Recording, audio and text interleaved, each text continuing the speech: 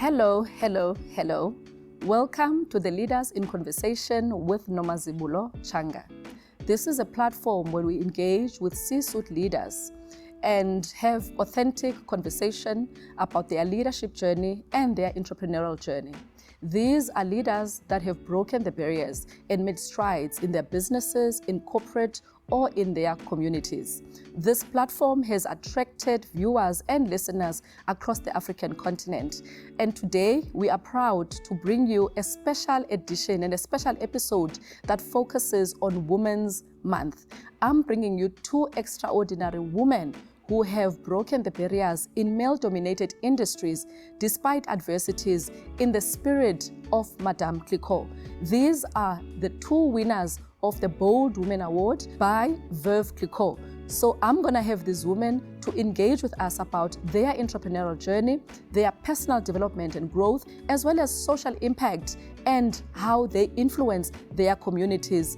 This episode is in partnership with Bold Women Award by Veuve Cliquot, as well as Henley Business School. Henley Business School, I'm currently an MBA candidate of the Henley Business School, but I'm gonna go into detail as we engage in the conversation. Their tagline is as simple and attractive as, we build the people who build the businesses that build Africa. So welcome to the Leaders in Conversation Women's Month special episode.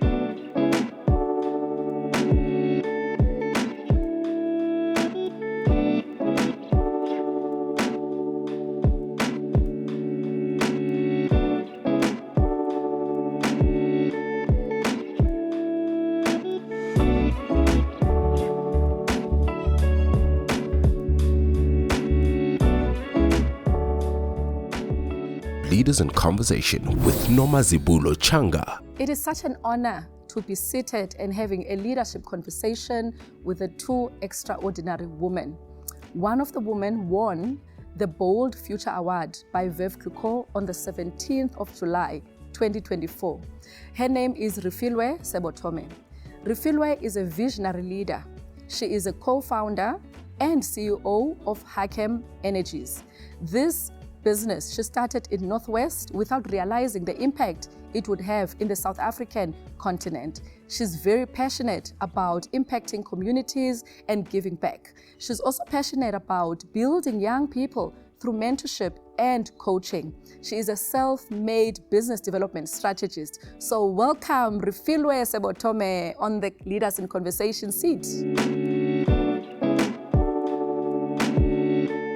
You can then settle, Refilwe. I hope that was a good introduction. The second woman that I would like to introduce to you today is Morongwe Mokone. She is the founder, co-founder, and the creative director and business development strategist for Mo's Crib, which she's gonna get into it. She is a creative artist turned an entrepreneur. She co-founded this business, which is doing exceptionally well in the continent market as well as globally. She is also passionate about giving back in her community. She will share more of that story. Welcome, Morongwe Mokone.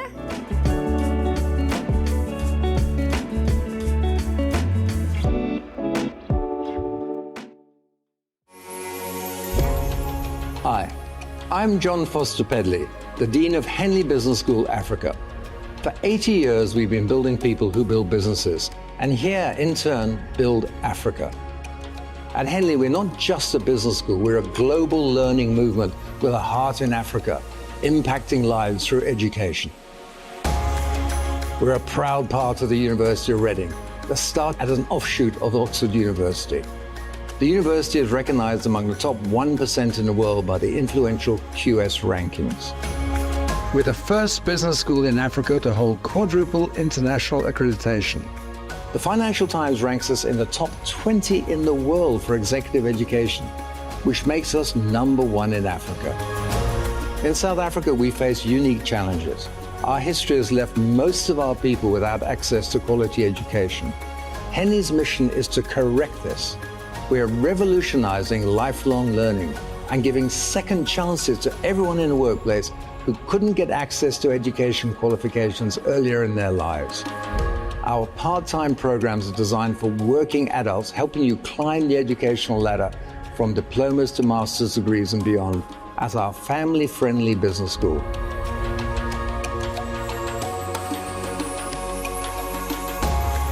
We have an activist stance. We speak out and we speak up. We stand firm on issues of fairness, opposing corruption, standing up for people's rights, and advocating for climate action. We are hopeful, we're optimistic, and we have purpose.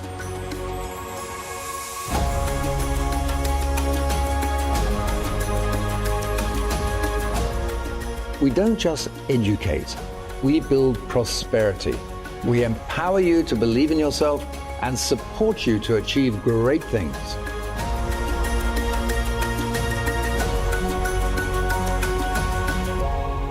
So join us at Henley Business School Africa, where we not only dream of a better future, we create it together.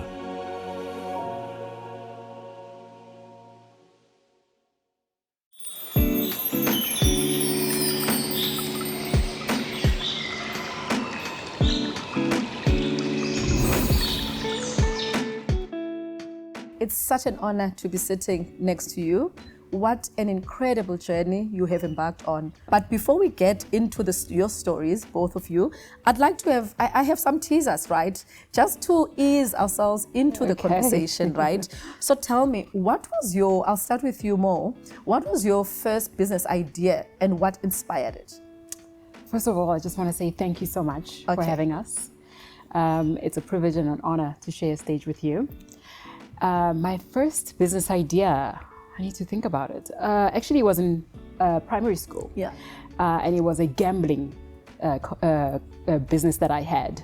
And I would put pieces of paper with numbers in a jar. And you pay me 2 rand. Wow. And if you guess a number, you guess a number. And if you go into the jar and pick a number, and that is the winning number, you win a doll. And I made it so much money in that business because nobody ever got their number they guessed. At primary, at such a young, tender age, I'm assuming you must have been between the ages of 7 and 11, right? Correct. Around about there. Yes. And how did that happen? Why that idea? Such a unique idea. I have kind of always been outside of the box kind of girl. And I always knew that I wanted to be unique in anything that I tried. And I guess looking back, I mean, this is not even a question that I knew would come up. Yeah. And having to think about it, it surprises me as well, because I haven't actually thought about it for quite a while. Yeah. But it actually surprises me that at such a tender age, I was able to think outside the box and be an outside of the box person. But essentially, I wanted to be different and I wanted to be unique and I wanted to make, people talk about the specific thing that I was doing. It was a business competition at school, and we had to come up with different ideas and different businesses, and I knew mine would stand out. I do believe it when they say you are a creative artist, because that was very creative. Correct. Getting to you, Refilwe, can you share a fun fact about yourself that most of us don't know? I'm actually a cool person. I love that. I'm actually a very, very cool person. A lot of people think I'm too serious. I'm always working hard. I'm actually a very cool person, and I always say that I'm one of the laziest people, right? So one of the business leaders says that if you want things to be done, get the laziest people to do it. So I'm that girl who's always lazy, looking for quick way, and that's why building businesses, processes, procedures, and all of this, that it's something that I enjoy doing, because then it allows me to be lazy and not have to work hard all the time. I also do a lot of cool things like shooting range. I spend some time on the range. I do golfing. I always make a joke and say, if you don't play well, you dress well. So I dress well for golf. Yeah. And I like spending time with my kids. So lovely. I'm a cool mom. I'm a cool mom. Coming to you, Mom, if you could have dinner with any historical figure, who would it be and why? Historical figure. Oof. I mean, would my late mom qualify as a historical figure? Yeah. 100% my mother. Because I'm actually tearing up when I say this, because she would have been so proud of this moment. Unfortunately, she passed before she could see where Moscript would be. Yeah. and what a global phenomenon it's been, I would want to have dinner with her just to share the milestones that we've been able to reach. And she used to, I remember my first interview with Top Billing, and I was so scared, I was so shy of speaking on camera. And she said to me, you need to be bold and you need to go out there and tell them that here am I. And today that is the slogan of our business. All our customer care agents have that slogan at their back that says, here am I. And the company is actually named after her, the Alice Group. Her name is Alice. So it will be really, a dream for me to be able to see her proud expression on her face, to hear all of the accomplishment that we've and managed, accolades, and accolades that we've been able to collect in the last 5 years. She is watching over you. She knows it. She is smiling even at this moment. So I think the nuances and the small little talks, right, that you would have with yourself about her, it's actually conversations that you are having with her unknowingly. In your subconscious mind. I do so believe she is watching. that. She is watching. Yes, I do believe that she is watching 100%. And I'm always forever grateful for that spiritual connection that I have with her. Ah, what a blessing. Yeah. What a blessing. They are our angels. Indeed. Thank you. Yeah. Refilwe, your historical figure? My mom. I think before we came on camera, I said to Mo that it's always amazing to see your story in another woman's story, right? Because I lost my mom to cancer. And I remember a few years ago when we had bought one of the most proudest property, I think, that we ever had to do. Few days later, I dreamt her in the house. And because she was loud, right? And she was such a girl like you are, and I'm not. And she was screaming, right? You must change these pots because you need better pots that used to suit this house. You must do this, you must do that. And that was such a big thing for me. But even today, just like Mo, there are these massive moments that I wish I could get in the car when I leave that stage and call her and say, God did it, So yeah, definitely my mom. Yeah, it's such incredible stories that you guys are sharing, right? And it's telling me and informing me about the importance of support and supporting coming from your biological or could not be biological, maybe any parent that has raised you. Correct. Because those formative years are very important in shaping who you are. Absolutely. So it makes sense for me now, in retrospect, when I look at how much you've achieved, that you had people that were cheering on you, 100%. and those people that held your hand every step of the way. Yeah. That's just amazing. Absolutely. Yes. It's absolutely amazing, right? Getting on now to entrepreneurship. Yeah. Mo, when I read about your business, the number of people that you employ, Yes. the retailers globally that you're exporting to, the amount of impact that you've made within the South African continent context. Yes. Where did it all begin? Mo's Crib. Yes, Mo's Crib. I'm so proud of Mo's Crib and what we've been able to build, my sister and I. But the story actually goes back to when I was 18 years old. I had a Japanese roommate when I was living in the UK. I've always wanted to travel around the world. I've lived in several countries, and I was so fortunate to have a Japanese roommate who taught me how to make origami sculptures. Origami is basically a Japanese art form of folding paper, and you basically create different sculptures from that paper. And fast forward a couple of years later, I come back home. I know that there's a market for it, but I just don't know where to sell this product. Anyway, 10 years later goes by. My sister then one time invites me to a market in Pretoria, and lo and behold, I get there and I find somebody making roses from paper, and he's selling it at this market, and his stall is very busy. I say to Michelle, as initially we were just going there for Instagram vibes, just to take pictures and have a feel-good day. Good time, yes. But then this idea just sprung to mind. Oh my goodness, this could be an opportunity for me to sell my origami sculptures. And I had been making it for 10 years for family and friends. And so that evening I went back home and I Googled the show. I want to be part of the show. The following year I go to the show. My sister is doing operations and I'm doing the creative. In this moment, that's how our roles were built. Yeah. And they sell out. Literally, they sell out. We end up winning the best product of the market. Wow. And two things emerged from that market. A lot of the customers that were buying our product mentioned how they love the fact that the material that we're using is a non-invasive to the environment. We're using paper. Sustainability. It's an upcycled product.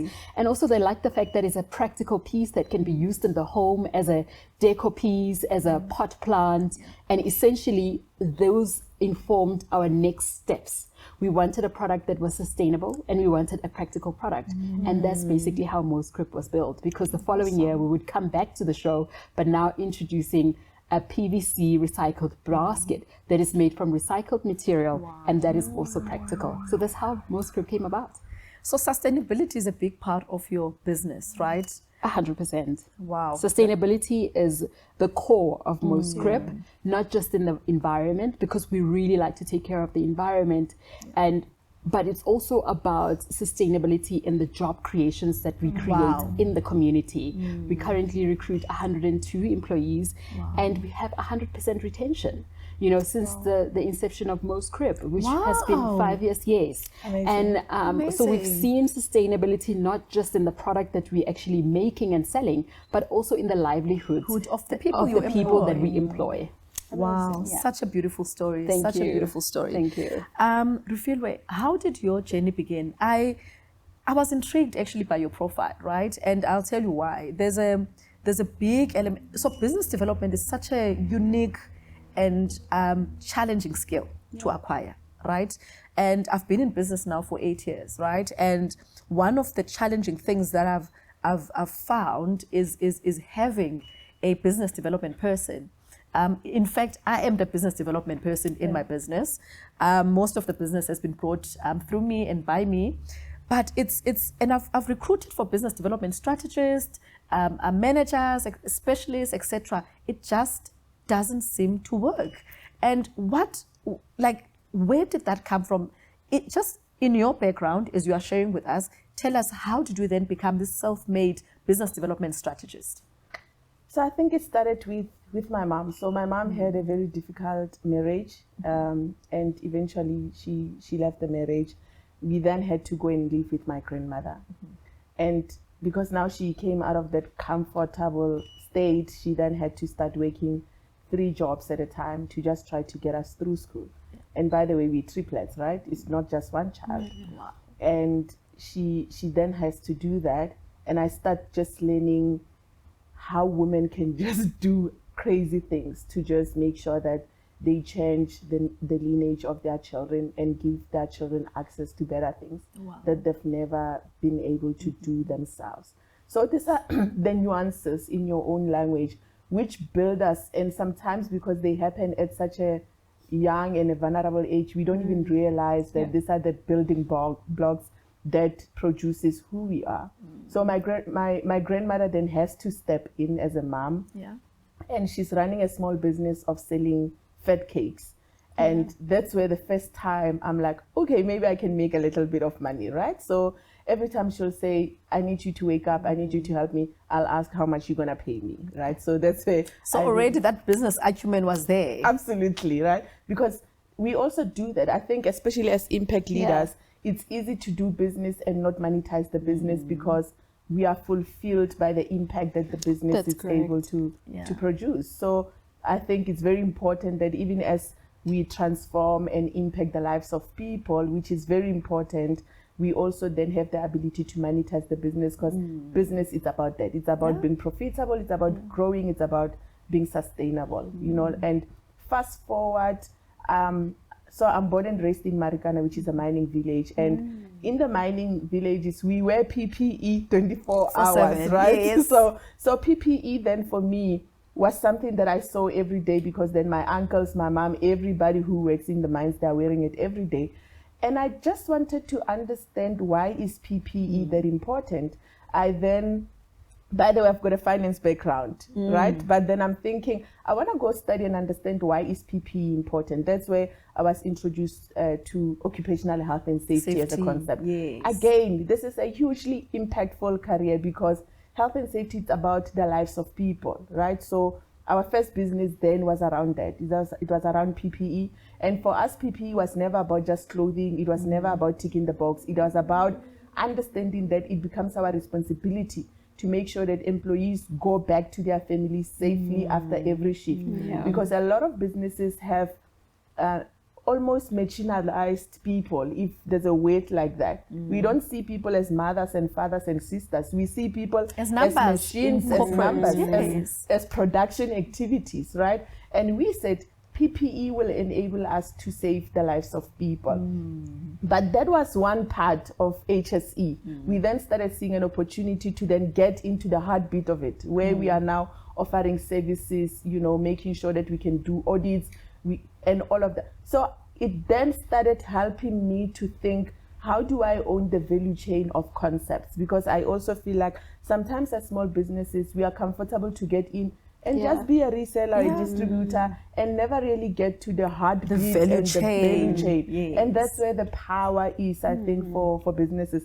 And that's where you see many portfolios that we have. That's how it really started. But then I started tracking and tracing to understand what is it that give us so much customer retention and blue chip multinationals, right? And I found that we don't do sales, we do business development, because then there's a difference, right? Because when we do business development, it's not about what we can sell.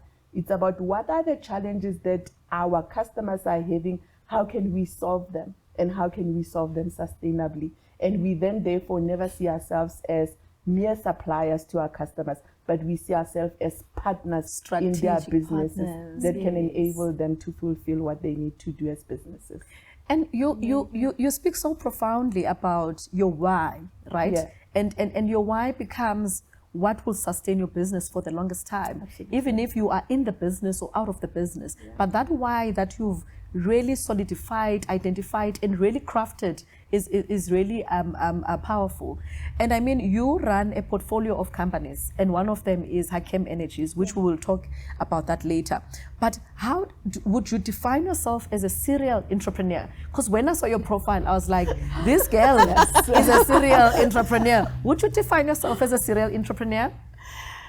I think I'm just a crazy girl who thinks and believes that she can change the world. Wow. I think I am just a girl who's extremely passionate about impact, because I've seen that when the lives of people are impacted, especially women, they are able to go back into their communities and replicate the impact. Wow. So I think really, does that make me a serial entrepreneur? I don't know. But what I know is that I'm very passionate about changing the world. Changing the world one step at a time and one by one. Yeah. Yeah. Wow, that's so powerful. Mo, what has been the biggest challenges that you had faced in your business? I mean, it's been 5 years. And but how I read about your business is that the growth of your business and the profitability has been growing.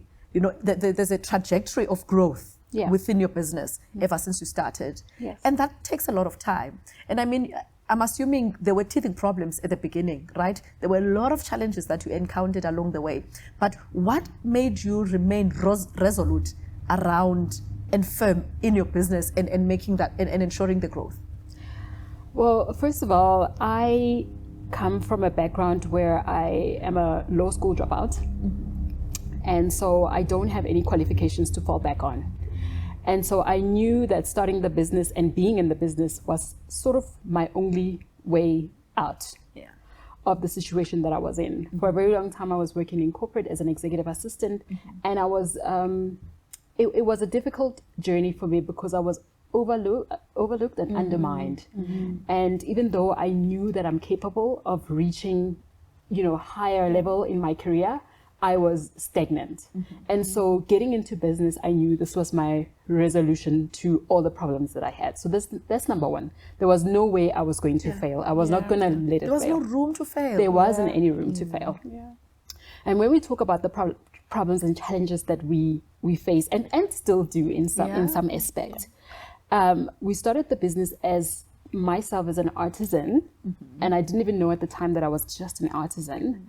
I started as the one and only artisan, and quickly jumping into a manufacturing business. That was a huge challenge for us considering the fact that immediately after my sister and I decided that we're going to take the business full time, 6 months later, we landed contracts from Woolworths, Mr. Price Home, and built this warehouse. So 3 big, huge retailers in South Africa that are demanding and require a lot of units, high quality. But we knew we could not fail. And this was a test to see if we were actually made to be in this business. And so those were the challenges of running a manufacturing site, the challenge of getting skilled artisans. It's not always about the money. Yes, there was lack of funding in the beginning, but I say, in hindsight, when I look at it, everyone has challenges of funding. But what are the unique challenges that we faced at Most Crib that really helped us be the business that we are today? Was being able to ace that, to be able to understand what is production, what is the meaning of that, and what does it mean for our artisans. Being able to source material that is non-invasive to the environment. It is fun and well when we're selling 3 or 4 baskets at a market, but now you are shipping globally. The second year of the very first year of our business, we then landed a contract to ship internationally. So now we had to become exporters. As we are still trying to find our balance with the artisans and production, here we are having to ship containers to the USA. And now it becomes a problem of material. Now sourcing a material for 3 or 4 baskets has become sourcing material for 14,000 baskets. And so those were the challenges and the teething problems, the growing pains, of the business that we experienced. But I will say, in all, there was no room for us to fail, which is why we are where we are today. How has it been working with your sister? I mean, it's challenging working with family members. And I think a lot of studies and a lot of what we hear out is that you should not invite family to work with you in business. I work with my husband, right? He runs a Ziana technology division, but the skills are very clear. I'm an HR person from an HR background, so I run the HR part of the business. He runs the IT part of the business. So how do you then define that and make it more favorable and fashionable, because we are so closed up to working with siblings or to working with families, where I believe if you put those skills together, they can leverage to something better. 100%. My sister is my best friend, first and foremost. We were raised really well in a very healthy relationship with my mom and dad. There was never a competition between us. We always supported each other. We've got different strengths, and we understand our strengths very well. She's a learned. She's got 3 degrees, one of which includes a master's at the University of Bern in Switzerland. I am a law school dropout, somebody that has traveled quite extensively. I'm more creative. So we understand the roles that we occupy in the business. And very early on, we were very clear about our boundaries and the roles in which we occupy. So I don't play in her field. She's more in marketing and operations. She's actually the operations and marketing director of Most Crib. So she deals with all the logistics. She deals with all the numbers, the finances. She's an agricultural economist by profession, and so this comes very easy for her. And so I do not play in that in that scenario. Like I'm never there. And so she's able to grow in that space, and she's able to harness it and be the best version of herself. And I understand my role as a creative. So I work with the artisans. I'm also really a people's person. I can engage with stakeholders easier than she can. And so we play in our fields. And that's what's made it so easy for us to work together and be able to grow this business the way that we have been. So the roles were very clearly defined from the very beginning. And I think it's important to understand each other's strengths so that we can leverage on them. And not compete against each other on our strengths. And tapping into each other's roles. 100%. I have won 2 competitions as an individual, one of which includes the Veuve Bold Women Award, and the other one is a Womenpreneur Award that I acquired last year. And she's actually the one that said, you need to fill this in the application in, because your story will resonate more. Your story has more power. If you're able to tell your story, this is quite unique in how you've been able to fight some of the challenges that you've had. So she understands where she belongs in the story, and I also understand where I belong in the story, and so we're able to charge forward together without any competition or a miscommunication of some sort in the relationship. I love that. I think that's very profound. And being a law school dropout, right?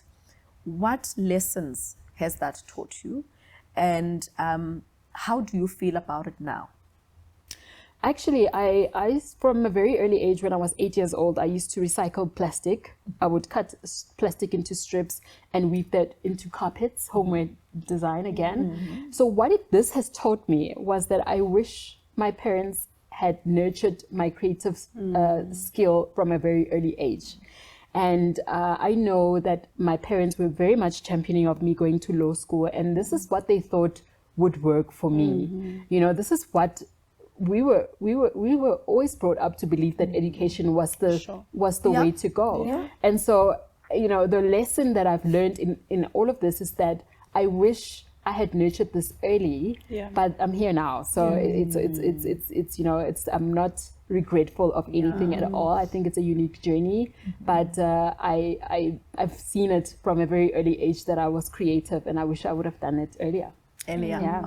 But everything happens for a reason. Everything happens for a reason. And I mean, with each and every milestone or journey, that we go through in life, there are lessons that we take from there. 100%. So definitely, you probably would not have been the successful businesswoman that you are if you had not gone even into law. Correct. You know what I mean? So there's definitely lessons that we learn along the way. Yes. Thank you for sharing. Thank you.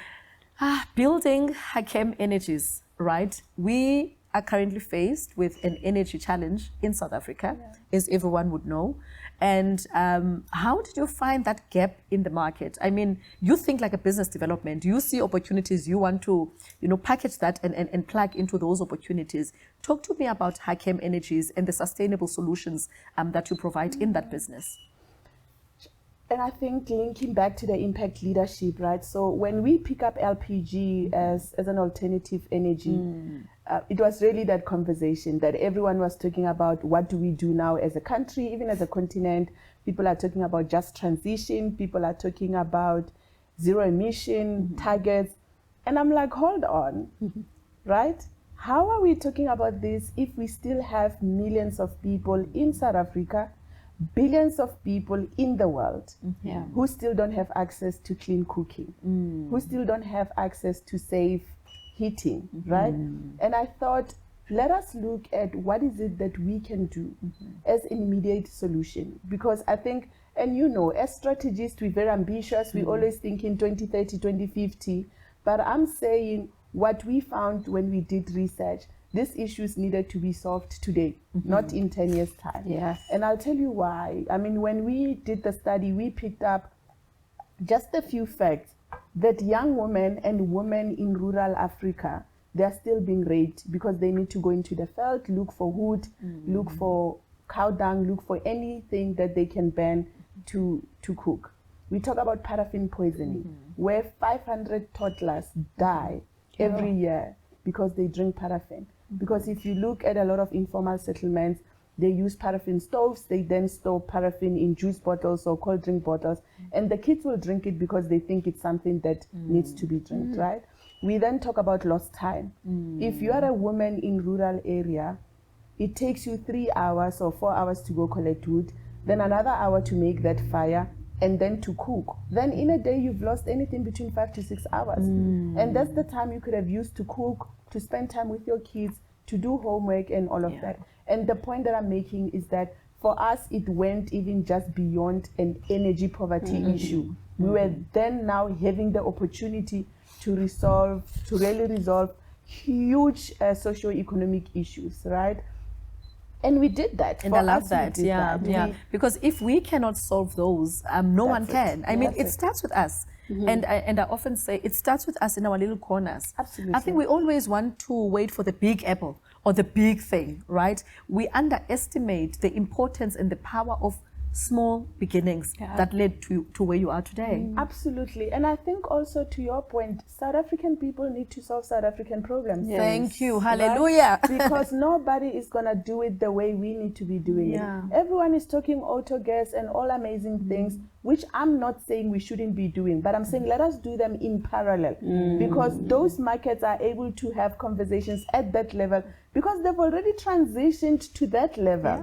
You know, they don't have the issues that Africa is facing. What I'm talking about now is not something that Europe is talking about, because it's not a European problem. So I really think, especially us in our communities, let us be the champions who stands up and solve our own problems. What we then did is that we package, because if you look at the statistics, LPG is not a new fuel. LPG is widely used, and I think between the three of us, because we are living in the higher side of life, we use LPG comfortably every day as part of our mixed energy.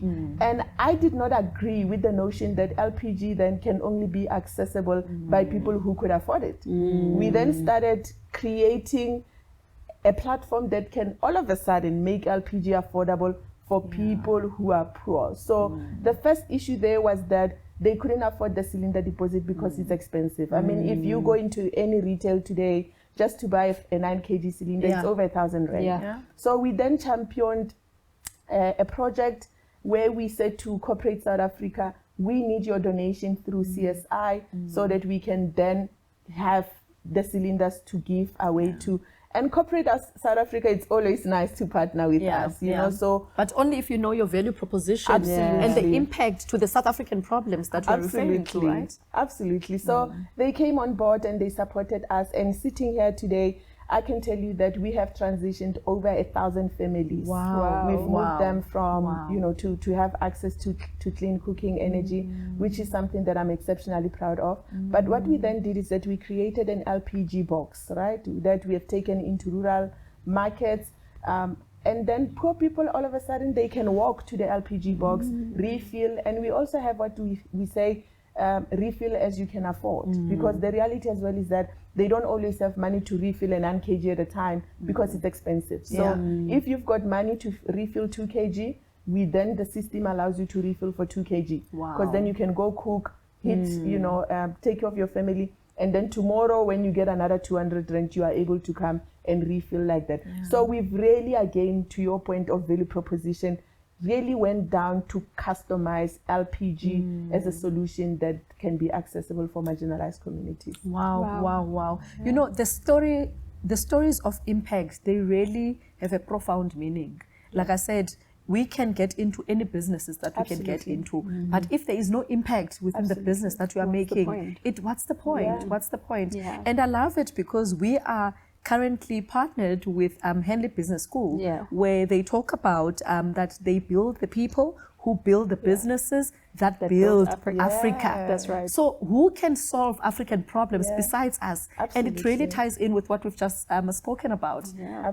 So one last question before we get onto a break. I want to know, right, how do you stay true to your vision while navigating the complexities of running a business? Because that can be challenging, right? Yeah, it can be challenging. I think knowing your why. I think knowing your why, it's very, very important. And I think it's Amanda Dambuza who recently said that we all have our why, and sometimes it doesn't come from a good place. But the ability to take that why and use it as a fuel that can help you not only to change your life, but to change the lives of other people. I think that has, for me, that's what has worked.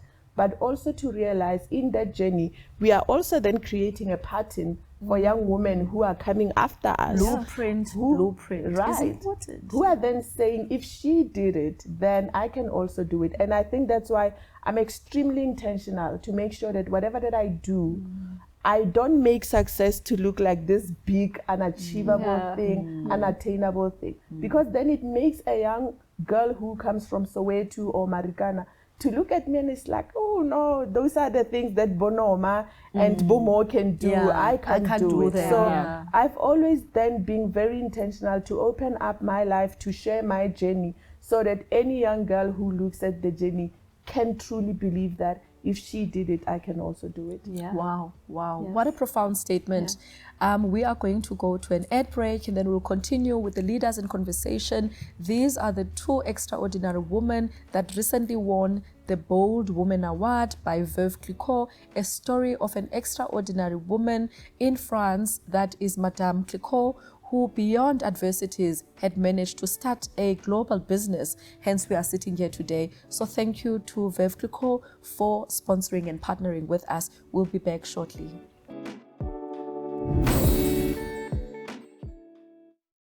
If you aim to be global, learn globally with Henley. Our global MBA brings Africa to the world and the world to Africa. You'll be part of an outstanding learning journey with a select group of senior executives from around the globe, gaining real-life insights from different cultures, countries, and industries. You'll earn both South African and UK qualifications, and you'll qualify to join our 100,000 strong global alumni network, giving you powerful connections worldwide. With 5 international study visits and immersive in-country learning, you don't need to relocate anymore to do a global MBA. Starting in October 2024, if you're in Africa, you can study our highly acclaimed global MBA, previously only available in Europe. It's a flexible 24-month program designed to let you stay ahead of work and close to your family while experiencing the excitement of global learning and senior level networking. Henley is in the top 1% of business schools globally that have earned triple international accreditation. And on top of that, we have African accreditation. Our MBA is ranked 8th in the world for international trade and ranked 16th in the top 10% globally for career outcomes in the QS 2024 rankings. Our graduates see significant career advancements. In fact, 90% achieve promotions or started new businesses within 12 months of graduating, with an average salary increase of 62.4%. So put yourself into the next level of African leadership. Visit Henley's website or email nompilo@henleysa to join our October intake. Aim high, build yourself, build the businesses that build Africa, and build a better, fairer world.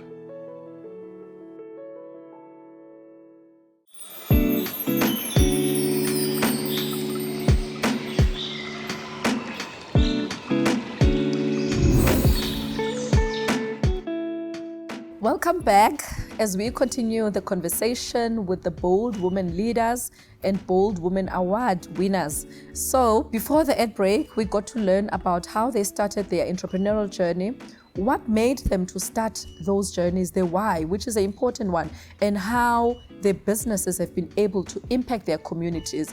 We are now going to dive deep into the type of impact that they've made through their businesses. Why did you decide to enter the Bold Women Award by Veuve Cliquot?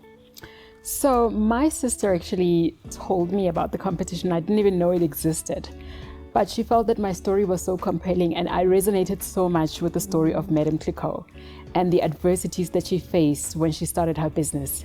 And it was very similar to mine. As I mentioned to you before, the struggles that I had with being a dropout and not belonging in the corporate space. I was in a corporate space for such a long time, and always knowing that I could be more than just a PA, more than just an executive assistant doing meetings. I knew there was more within me. And so I resonated so much with the story, and that's why I applied. And then to win. You know, to be honored in that way, to be celebrated in that way, it just tells me that I'm on the right track. Having built something from absolutely nothing. You know, this is just a story that basically started with me having a roommate and using my hands. And my hands have now turned to a business that is really what I would say successful.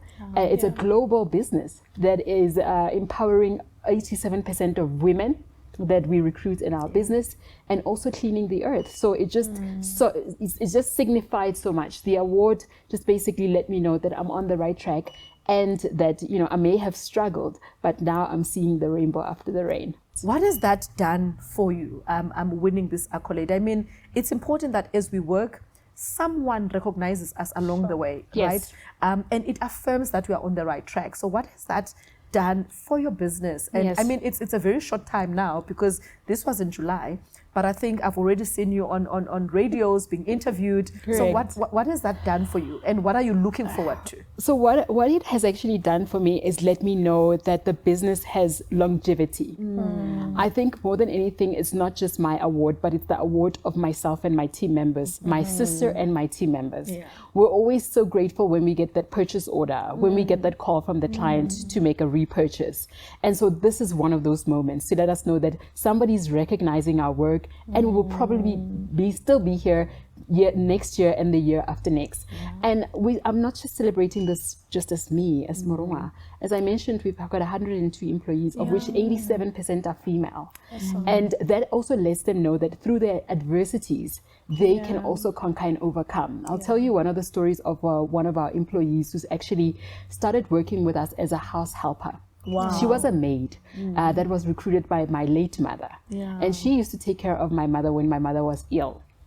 And so fast forward to starting the business, we then moved her from being a maid to then working as a packager in our at Most Crib in the factory. And now she's head of packaging. And you know what this job has actually done for her? Through this job, she's actually been able to buy herself a car, a vehicle. And she's given that vehicle to her husband. Her husband now uses it as an Uber. And now because of this job, there's two income because of Most Crib. And so this is what the Bold Award represents. Being able to come out of adversity or even a situation that you could have never even guessed this kind of outcome. And so it is just such a profound, meaningful experience that we've had with the Veuve Cliquot moments. Oh wow, that's a beautiful story to tell. With you, Refilwe, what has that moment? I've captured your moment when they announced you on stage, right? And I think you were 6 finalists, right? So 3 on the Bold Future Award, and then 3 on the Bold Woman Award, right? And all your stories were compelling, right? Of course, we had our favorites, and I think one of you were my favorite in one of the categories, but I can't remember, because I remember I was sitting to someone and I said, "This is the woman that I was vouching for," when they were, profiling and going through the rigorous process of being interviewed and you sharing your story and making your story being impactful, to the judges and eventually winning the award. What did that moment when they called your name mean for you? Sure. It was a big deal, right? Yeah. It was a big deal. And I'll tell you why. So the other day, one of my executive support said to me, "Why do you always choose difficult businesses?" Because I believe him. And for some crazy reason, we've just always had that daring spirit to go into places where they say females can go in, particularly black females cannot go in, right? So I think for me, that moment meant you are enough, you deserve this. Yes. Because I remember even when we went through the interview, one of the judges asked me, "Are you proud of yourself?" And I broke down. And I couldn't respond to that because I'm one of the hardest people who's hard on myself. I don't celebrate as much as I need to celebrate because I'm always chasing the next one. If we achieve this milestone, I want us to achieve the next one. So I think that moment for me personally was just that validation, that pat on the shoulder that you're on the right direction. But I think for Hakem Energies, it has truly created a massive platform for me to accelerate the mandate of energy poverty. To your point, we've done interviews on radio, every platform, and it's an opportunity that we wouldn't have had. And also not being ignorant to the fact that these platforms are extremely expensive. And for you as a small business to try and get that kind of airtime, it's very expensive. But I think lastly, me and Mo, we talk a lot about brand association. It's very important. It's huge, right? Because I always say, unfortunately, as women entrepreneurs, we are guilty until we prove ourselves innocent. And that's why we often have to work 10 times harder so that you can prove yourself, or even sometimes just to be given an opportunity to sit at the table. So I think being associated with a brand like Veuve and winning an award like this it almost forces you through the door, right? Yeah. And people who didn't want to recognize the work, all of a sudden they are actually forced to start thinking. We see you. 100%. I see you, ladies. We see Right? you. Yeah. So both of you are passionate about impacting and empowering others. Can you talk about specific initiatives that you have driven in the past, at least 3 years, that you feel, or just one story out of that you feel? I think you've shared a story. Maybe let me give this to Refilwe. What are the stories that you're hearing and that you feel you've advocated and created value of people that you are impacting? So I would like. For more from Leaders in Conversation with Nomazibulo Changa, you can continue listening to the rest of this episode on your audio streaming service app. Our podcast is available on various audio streaming platforms. Details in the description below. Don't forget to subscribe to our YouTube channel. Thank you for watching.